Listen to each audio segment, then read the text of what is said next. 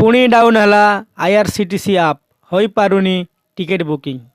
नमस्कार बंधुगण, आपण मैंने जदि मो चैनल टी सब्सक्राइब करेंगे सब्सक्राइब करूँ, लाइक शेयर कमेंट करूँ। हो पारुनी ट्रेन टिकेट बुकिंग ठप हो गला वेबसाइट। आज Indian railway catering and tourism corporation अर्थात आईआरसीटीसी एप्लिकेशन एवं वेबसाइट डाउन हो जाइतिबा जणा पड़ी। एने अनेक यात्री सोशल मीडिया रे अभियोग करिसेंती। टिकेट बुकिंग होई न पारुथिबा नै अनेक अभियोग सामना को आसीछि।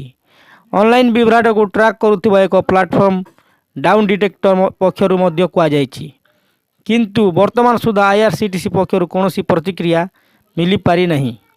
आईआरसीटीसी ऐप खोलिबा मात्रे एथर एरर देखा जाउथिबा नै यूजर्स अभियोग करिसेंती। तेबे जड़े यूजर्स ए नहीं ट्वीट कर लिखिं, मत लगुच आईआरसीटीसी ऐप रे समस्या देखा जाइछि। सकाल 10टार तत्काल वेबसाइट खोलिबा मात्रे बुकिंग पाई कोनोसी ऑप्शन देखा जाय नथिला।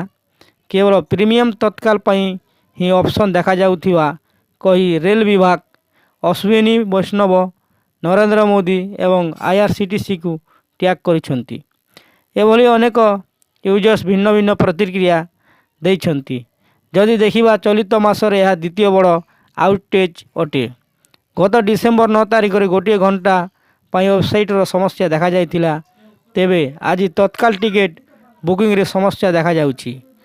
सकाल 10टार तत्काल एसी एवं 11टार नॉन एसी टिकेट बुकिंग आरंभ हेउथिबा बेले आज बुकिंग करिबारे समस्यार सम्मुखीन होइछंती यात्री।